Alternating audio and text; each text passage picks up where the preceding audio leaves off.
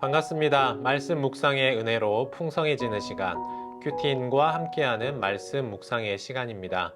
오늘도 말씀을 살피고 은혜를 사모하는 우리에게 하나님께서 한없는 은혜로 채워주시기를 소원합니다. 오늘 함께 나누실 말씀 요한복음 6장 9절에서 11절 말씀인데요. 화면을 보며 읽겠습니다. 여기 한 아이가 있어 보리떡 5개와 물고기 2마리를 가지고 있나이다. 그러나 그것이 이 많은 사람에게 얼마나 되겠사옵나이까.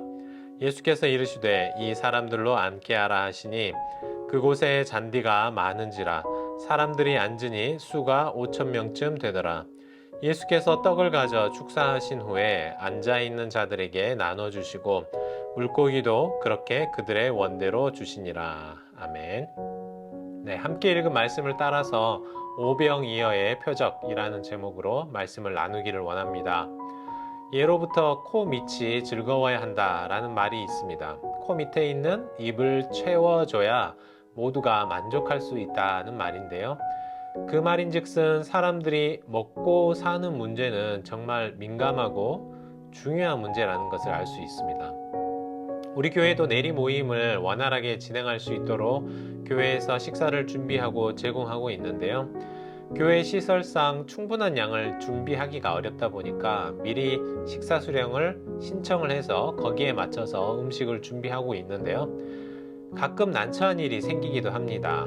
아직 식사줄이 끝나지도 않았는데 밥이 다 떨어져 버렸다거나 또 메인 디쉬가 다 사라져 버리면 참 곤란해집니다. 그때부터 주방에는 비상불이 켜지게 되죠. 그런 일을 겪다 보니까 한 번은 이 오늘 말씀이 생각이 났습니다. 우리가 밥이 부족할 때 예수님께서 보리떡 5개와 물고기 2마리로 5,000명을 먹이시고 오히려 12바구니가 남게 되는 이 놀라운 일이 일어났던 것처럼 우리 주방에서도 음식이 마르지 않는 기적이 일어나면 좋겠다라는 생각을 해보곤 했습니다. 예수님께서 당시 갈릴리 인근에서 놀라운 말씀을 선포하시고 또 여러 기적을 보이시면서 많은 사람들이 예수님 주변에 몰려들기 시작했습니다. 오늘 우리가 읽지는 않았습니다만 1절을 보시면 예수님이 갈릴리 바닷가 중에 디베리아라는 동네로 가셨습니다. 그러자 예수님의 기적을 경험한 사람들이 또 다시 놀라운 기적을 다시 보고 싶은 그 호기심에 예수님을 따라 나섰고 그 숫자가 어마어마하게 많아졌다고 하죠. 그런데 사람들이 모이면 늘 문제가 생길 수밖에 없습니다. 예수님 앞에 모여든 이 큰 무리들에게서도 마찬가지였어요. 기적을 행하시는 예수님 앞에 모였지만 그들에게도 어쩔 수 없는 문제가 생기고 만 것이죠. 예수님의 가르침이 길어지기 시작하면서 하나둘 이 사람들의 배가 고파지기 시작했습니다. 현실적인 문제에 봉착하게 된 것이죠. 기적을 쫓아서 많은 사람들이 예수님 주변에 모여들었지만 결국 현실적인 문제 앞에 많은 사람들은 망설이게 되는 것 같습니다. 그런데 이런 고민은 예수님의 제자들도 마찬가지였습니다. 눈앞에 보이는 이 현실을 넘어서서 일하시는 이 예수 그리스도의 역사는 알지 못했습니다. 말도 안 되는 놀라운 기적을 보며 여기까지 왔잖아요. 병자를 고치시고 바다를 잠잠케 하시는 기적을 보았습니다. 사도 요한은 이런 일들이 모두 예수님의 하나님 되심을 드러내는 표적이라고 말씀합니다. 이런 기적들을 보면서 예수님이야말로 능력의 하나님이심을 믿어야 했습니다. 그러나 어쩔 수 없이 세상의 눈에 갇혀있던 제자들이었기에 그들 앞에 놓인 5,000명의 무리는 감당할 수 없는 것이었습니다. 고작 눈앞에 있는 이 어린 아이의 도시락은 예수님 혼자 드시기에도 아쉬운 것이었죠. 그러나 예수님은 여기서도 놀라운 기적을 통해서 자신이 바로 하나님 되신다는 사실을 보여주셨습니다. 보리떡 5개와 물고기 2마리로 5,000명의 사람들을 먹이시고도 12바구니가 남는 놀라운 기적을 보여주셨다는 것입니다. 이런 것들을 보면 예수님은 넘치는 분이시라는 것을 알 수 있습니다. 그저 끼니 겨우 때울 수 있게 해주는 것, 그냥 뱃속에 음식 조금 넣어주는 것에서 끝나는 것이 아니었습니다. 누군가의 도움이 있어야 하고 후원금이 있어야 겨우 해내시는 분이 아니었습니다. 겨우 한 사람 분량도 안 되는 것으로 수천 명을 먹여버리셨습니다. 그리고도 남을 정도였습니다. 이것이 바로 우리의 생각을 넘어서서 일하시는 예수님의 능력이죠. 이것이 바로 인간의 한계를 넘어서서 일하시는 하나님의 능력이라는 것입니다. 그럼 여기서 우리가 예수님의 이 기적에 반응하는 사람들의 태도를 보면 좋겠습니다.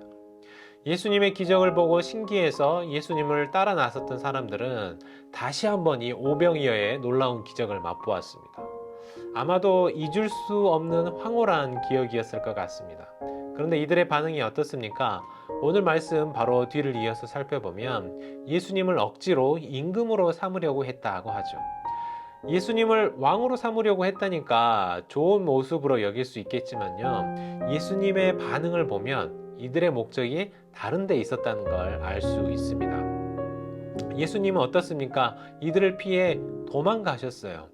이들은 예수님을 진실로 자신의 삶을 바꿀 주인으로 세우려고 했다기보다는 예수님을 통해 맛본 이 기적의 삶을 더 누리고 싶어 했던 것 같습니다.